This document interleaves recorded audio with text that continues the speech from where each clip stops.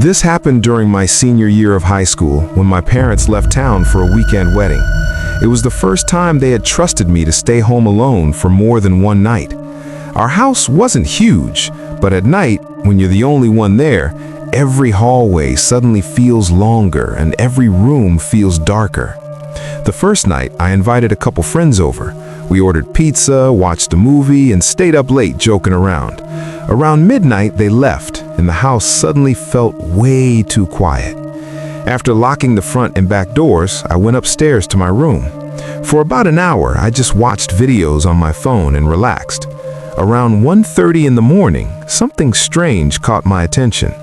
A strip of light was glowing under my bedroom door. At first, I thought it might be from the hallway, but then I realized the hallway light was off.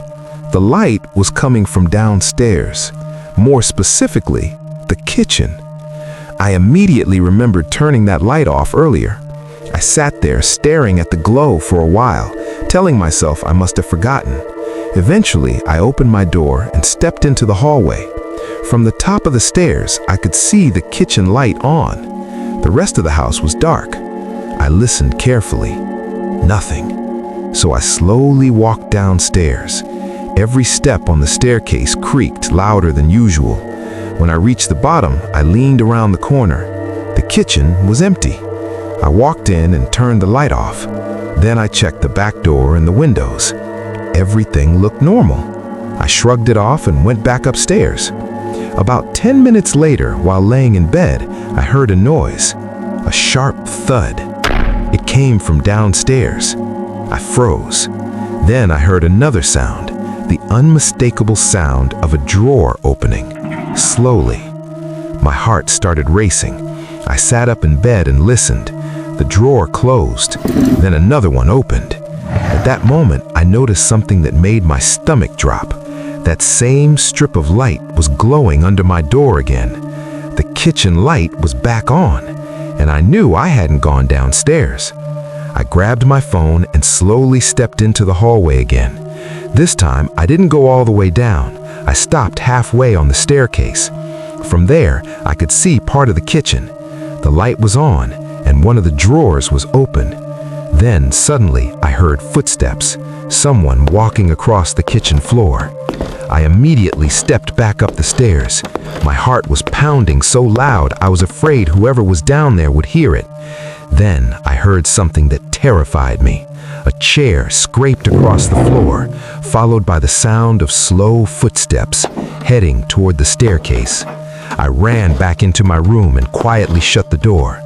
Then I heard the footsteps reach the bottom of the stairs. They stopped. For a few seconds, everything was silent. Then I heard one step on the staircase. The wood creaked. Then another. At that point, I locked my bedroom door and called the police. While I was on the phone, the footsteps stopped outside my room. I could hear someone breathing on the other side of the door, just standing there, waiting. The police arrived about 10 minutes later. When they searched the house, they found a man hiding inside the pantry downstairs. He had forced the back door open earlier and slipped inside while my friends were leaving. What still terrifies me is that the officer told me something afterward. The man admitted he had walked upstairs and stood outside my bedroom door, listening. 2 years ago, my parents left town for a few days, leaving me home alone. Our house sits near the edge of a wooded area in North Carolina, and the backyard is surrounded by thick trees. At night, it's almost completely black outside. The only light back there is a motion sensor floodlight mounted above the back door. Around 2 a.m. one night, I was in the living room playing video games. Suddenly, the entire room lit up through the windows. The motion light had turned on. I casually looked outside, expecting to see a raccoon or something, but the yard looked empty. The light shut off again. A few minutes later, it turned on again. This time, I stood up and walked closer to the window. Still nothing. That's when I turned off the lights in the living room so I could see outside more clearly. When the room went dark, the backyard suddenly looked much brighter through the glass. I scanned the yard. Then I saw something move near the trees. At first, it looked like a shadow shifting. Then the motion light shut off again. Everything went black. I waited. Then, suddenly, the floodlight snapped back on, and this time, I saw him. A man standing halfway between the trees and the house. He wasn't moving. He was just standing there, staring directly at the house. I stepped back from the window immediately. Then I slowly peeked out again from the side. He was still there. Then he did something that made my heart drop. He started walking toward the house, slowly, step by step. The motion light shut off again as he moved, and when it turned back on, he was much closer, maybe 10 feet from the back door. I backed away from the window and grabbed my phone. Then I heard a faint tapping sound from the back door. Tap, tap, tap. I looked toward the door just in time to see the handle slowly move. Someone was trying to open it. I ran upstairs and locked myself in my room while calling the police. From my bedroom window, I could see the backyard again. The motion light turned on once more, and this time the man was standing directly at the back door, pulling on the handle, trying to force it open. The police arrived quickly, but by the time they got there, the man had disappeared into the woods.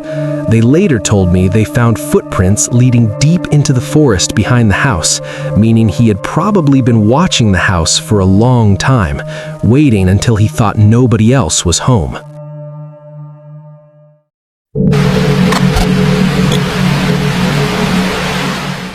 This happened when I was 12 years old. My parents had gone out to dinner and left me home alone for about 2 hours.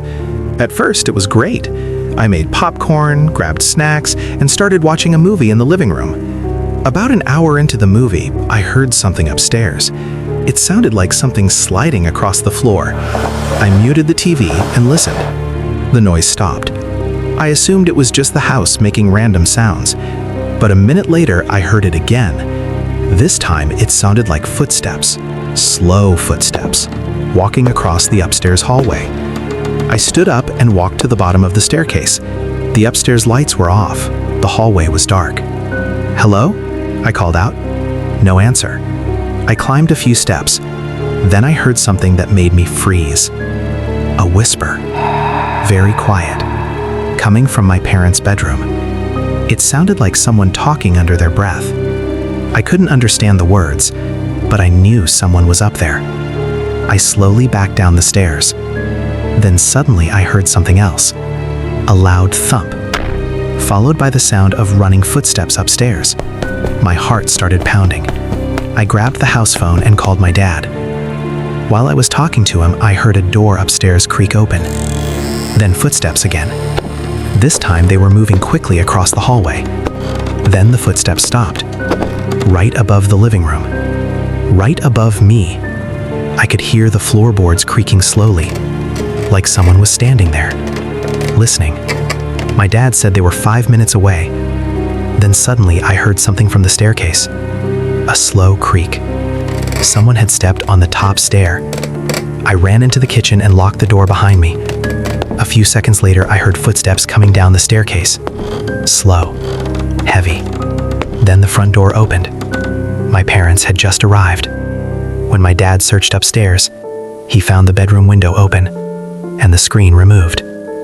Someone had climbed inside, but whoever it was had escaped out the window when they heard my parents pulling into the driveway. To this day, I still remember the whispering voice upstairs, because it didn't sound like someone talking on the phone. It sounded like someone quietly laughing to themselves.